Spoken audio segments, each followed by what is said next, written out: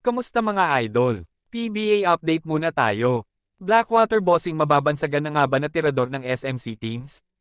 Kapatid ng Hinebra na SMB, hindi pinaporma ni Super Import George King.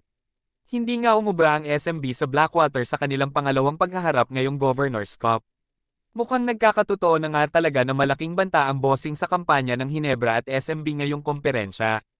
Hindi umubra ang mga superstar ng SMB kay George King matapos itong magtala ng 49 points para tuluyang ibaon ng powerhouse team sa score na 111-94.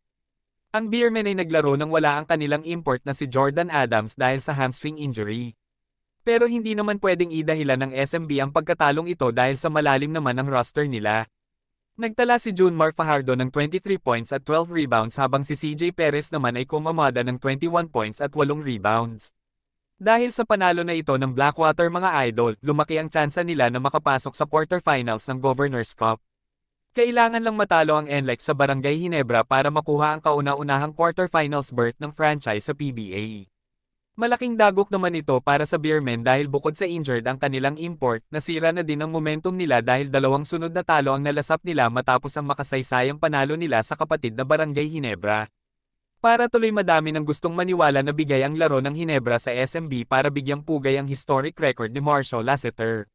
49 points kasi ang tambak na binigay ng Jane Sabir na hindi normal sa PBA games, maliban na lang kung farm team ang kalaban nila. Nung nakaharap naman ng SMB ang rain or shine, inakala ni Coach Yang Giao na 80 ang magiging tambak sa kanila ng Beermen, pero kabaliktaran pala ang nangyari mga idol. 10 ang naging tambak ng SMB sa Elasto Painters, habang ang Blackwater ay mahigit isang dekada ang tambak sa Beermen sa score na 111-94. Hindi naman ito ang kauna-unahang pagkatalo ng SMB sa Blackwater mga idol. Medyo may trauma na nga din ang Beermen kapag Blackwater bossing ang nakakaharap nila. Maging sa farm team na Terra Firma may konting nervyos na din ang koponan ni George Gallen. Madalas kasing mag-relax ang SMB kapag mahihinang koponan ang nakakaharap nila na para bang wala na silang respeto kapag farm team ang kalaban. Malamang ganito din ang nangyari ngayon sa Beermen laban sa Blackwater. Inakala nila na susuko na sa elimination round ang bossing.